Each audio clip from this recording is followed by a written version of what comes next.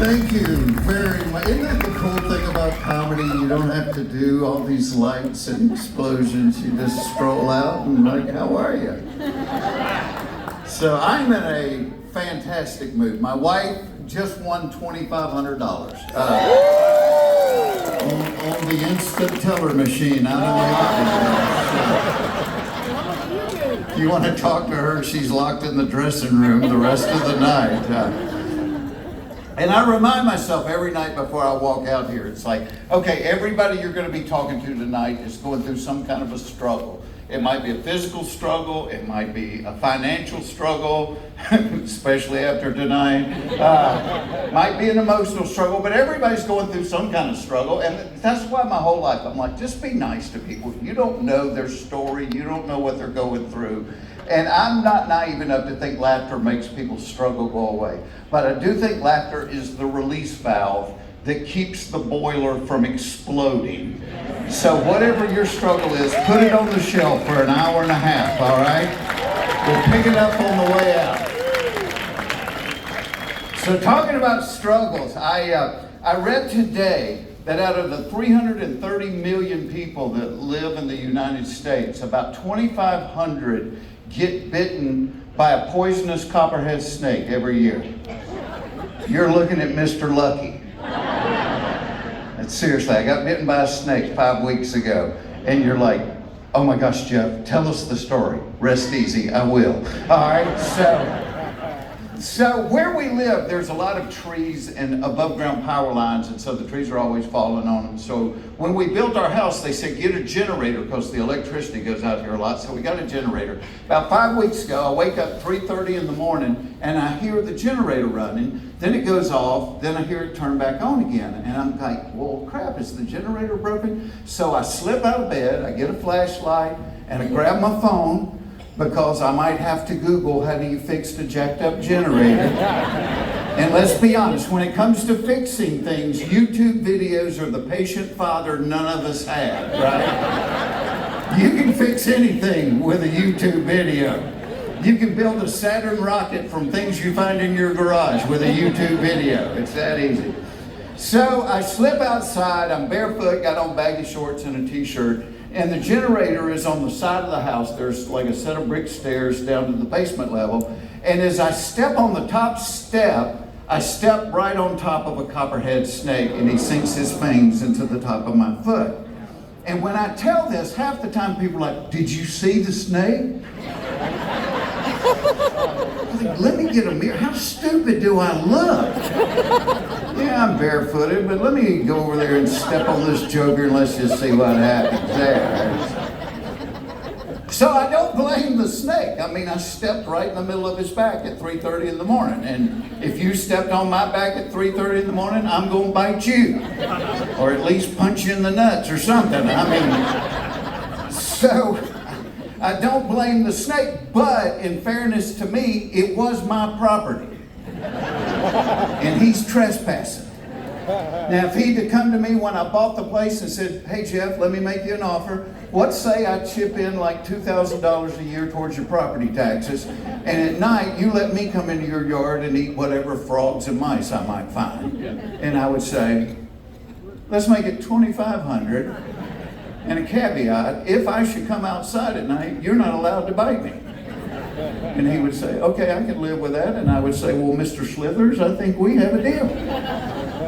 But that never happened. And it took, people said, what does it feel like? It felt like an electric shock. I didn't even realize I had been bitten till I got down a couple more steps. I'm like, crap, my foot's hurting. And I shined the light and it had 2 holes in it with blood dripping out of it. And my public high school education goes, you got bit by a snake. And I turn around and I shine the light back up the steps and he's just laying there. And I did have the presence of mind to get my phone and I'm like, well, I'm going to take his picture because I grew up in the woods. I know it's a copperhead snake, but the doctors don't know that. So, you know, if they need proof, I'm going to take his picture. And he doesn't even look like he feels bad about it. You know? Like no remorse, because in the snake world, biting a human being's got to be like their Super Bowl, don't you think? And so when I go to take his picture, he's like... But now I've got 3 problems. I've got a broken generator, I've got a snake bite, and I got a snake laying between me and the top of the stairs, so I can't get back up there. And so I'm like, okay, I gotta call my wife who's asleep in the bed. And I call her and I wake her up. She's like, hello. And I said, hey baby. I said, can you do me a favor? And she's like, oh, come on, I got a headache. Maybe tomorrow we can do it. I said, no, not that. I said, can you bring me a shovel? And she's like, where are you? I said, I'm on the side of the house. I got bit by a snake. And I know she's sleepy because she didn't ask 48 questions. She just brought me the shovel. And my friend from LA said, were you able to relocate the snake? Which was my original intention. It was. I wanted to relocate him from my step to the fiery pits of hell from which he ascended. But my foot was hurting and I was kind of off balance, and when I went to hit him, I hit like the side and I knocked him off the steps down into the stairwell. But at least I can get up, and I'm like, all right, I'll come back and kill him later. And I limp up the steps, I go in the house, sit on the couch. Now my dog Lily comes running in and wants to lick the snake bite because she's very helpful and knows nothing about the deadly properties of toxins, you know. And I said to my wife, I'm like, crap, I don't know what to do. I think maybe you need to take me to the hospital. And she said, well, let me call 911 and see what they say. And they told her, don't you drive him because not every hospital has anti-venom. They said, we'll have to call around, we'll send an ambulance. So the ambulance guys get there and inform me right off the bat that an ambulance ride is going to cost a minimum of $2,500 and that a lot of times people's insurance doesn't pay for it. But my foot is blue and looks like a pumpkin, and I'm not in a real good position to negotiate at this point. So I'm like, hell, whatever. I signed the waiver. As they're putting me in the ambulance, the guy goes, dude, I never had a snake bite before. He goes, I don't know what's going to happen to you. Good. He said, do you want me to turn the lights on? I'm like, hell, for $2,500, turn the lights on, crank the siren up, and open the back door so I can moon people going down the interstate, you know? So we get to the emergency room, and the doctor's looking at the bite, and he goes, do you know what kind of snake it was? And I'm so proud of myself. I pulled my phone out and I'm like, yeah, you know, there's the snake. And because I'm thinking this puts me in the running for patient of the month, you know, that I was smart enough to get his picture. And the doctor's looking at it and he goes, oh, darn it, it's a juvenile. And I said, is that bad? And he said, well, he said, full-grown snakes usually on their first strike will do a dry bite. They don't put venom in, they just bite to warn you, hey, I'm here, and if you don't go away, it's gonna get worse. He said, but juveniles can't control their venom, so when their fangs go in, they just, you know, let the whole load go.